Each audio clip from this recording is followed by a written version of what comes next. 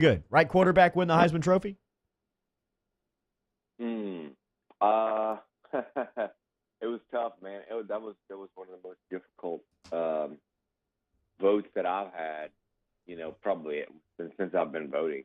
And I think if you look around, see some other people who voted. A lot of writers have said the same thing. It was their most difficult, either in their voting career or in the last, 6, 8, 10 years. So it was tough. I think at the end of the day, you look at the last game shaped a lot of people's minds. Changed a lot of people's minds, I should say.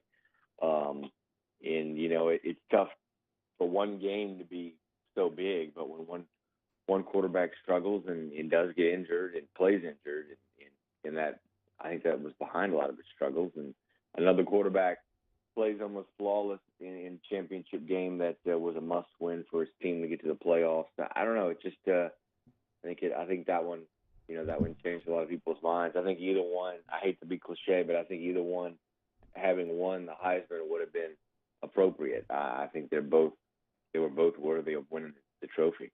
Do you mind me asking who you voted for? I voted for Kyler, Wow. and it yeah, the last game it had an effect on me, and I watched from the press box of the SEC championship game. I watched the Big 12 championship game, and he played incredible, and he's played incredible all year, and what he does on the ground, I think he's more of I don't know. I think that what he does overall, his just athletic ability, is just kind of the final thing for me that kind of put it over the top. Something that me and Jordy were kind of playing around with. Do you think that this gives Alabama any extra motivation for that playoff? Well, yeah, I mean, I think so, and I'm sure they'll use it. Nick Saban is all about he uses has different tactics to motivate his team.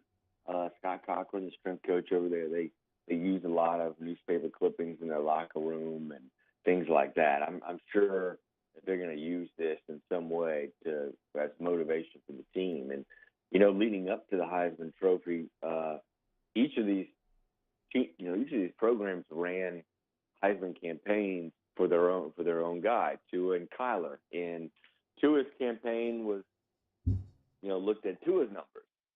Kyler's campaign compared Kyler's numbers with Tua, Yeah. pretty openly. And let me just say this: Alabama took notice. They noticed that, and I think even if Tua would have won, I think there's some that adds a little sizzle to this thing. One handled the Heisman campaign in one way, and another handled it another way, and so I think that clumped in with this with Tua or with Tyler actually winning, and in the fashion he did win, how close it was, and in the campaign they ran. I mean, it's going to be an interesting playoff semifinal, no doubt about it. Well, and look to Oklahoma's credit, their campaign worked with me. Like because I remember just being so enamored with Tua's numbers middle of the season and thinking he had this award wrapped up to where you don't really recheck the numbers and you see, oh wait a second, Kyler Murray actually is statistically a bit superior. So good on Oklahoma, whoever was running that Heisman campaign. We're talking to Ross Dellenger, Sports Illustrated college football writer. Now, what about the matchup on the field though? How do you think Oklahoma like? Do you think Alabama runs away with this thing? Do you think Oklahoma keeps it close? I'm guessing you're picking Bama to win, but how do you feel they match up on the field? You did, yeah. I guess we haven't made our picks yet, but I guess I would pick Bama to win. But I can tell you, I don't expect it to be a blowout. I feel like more the Clemson Notre Dame game will be more of the blowout. That's just the feeling I get of either one. I think that is the more so the one to be a 2-3 touchdown game. Um, but I feel like that the Bama Oklahoma game has the makings of kind of a shootout. And I think Alabama's defense is better than Oklahoma's, but certainly the situation with the quarterback and Jalen and Tua's injury, and Kyler being a Heisman Trophy winner like he is. I almost, give the edge offensively to Oklahoma by a decent margin, and I think this can be one of those 35 to 31 games. Oh, I wow. kind of expect a close, kind of like shootout, ish game. Ross, you have a great write-up right now, speaking of Alabama, on Quinnen Williams, a guy who has just exploded onto this scene. This from a couple weeks back. What has been the secret behind his meteoric rise, really out of nowhere? Yeah, it's an incredible story. I mean, he literally was a bench warmer last year. He was a complete reserve last year. Averaged about 7-8 snaps a game. And now he's, averaged about 7 or 8 tackles a game, and the leader of a defensive line that certainly has some incredible talent, and he's the one that wins the Heisman Trophy of them all. So it's been an incredible thing. A couple weeks ago, I sat down with his family and wrote a little bit about his story and how he kind of got here. And he was a redshirt freshman, and then last year, and again didn't play very much, and kind of got the opportunity to step up and just kind of kept working behind the scenes last year, in the year before, during his redshirt freshman year. And at times, I think it was frustrating that he didn't get to play as much. But that's the thing about Alabama.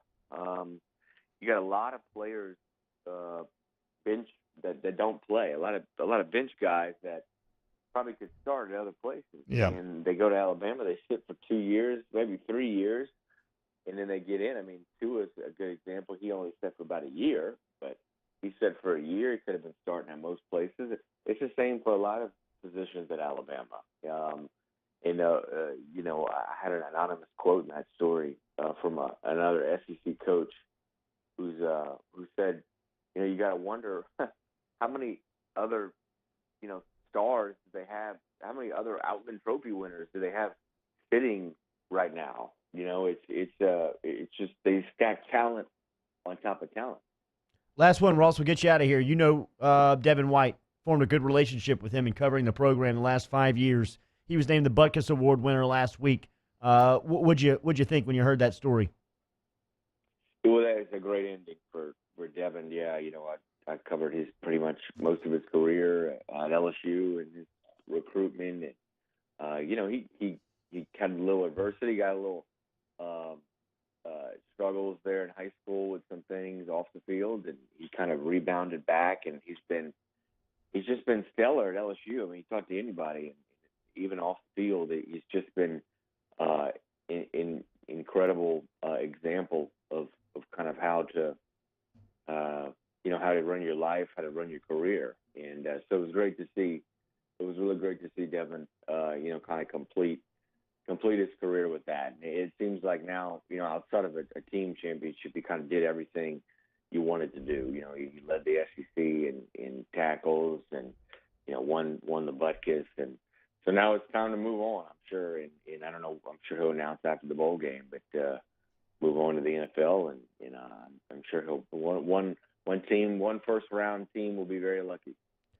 Great read online at SI.com about Hugh Freeze getting back in football over at Liberty, authored by our good friend Ross Dellenger, who joins us every Monday morning to talk college football. Thanks, man. Have a good week.